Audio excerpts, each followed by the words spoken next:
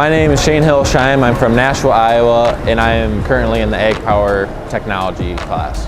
When I was in high school, I restored a tractor for the state fair, and that's what pretty much got me interested in this. I didn't know if I was going to come in and like this. Sure, I like working on my tractor, but then came here and it's really fun. I really like it so far. Glenn and Greg are great instructors. You can always talk to them whenever you want, and you can just have a normal conversation with them, go about your day, but then when serious, you can learn a lot of stuff from them.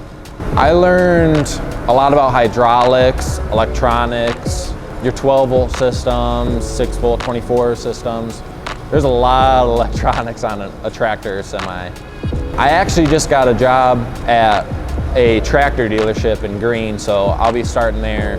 I'm gonna go through training, and then I'll have like a mentor that I'll work with.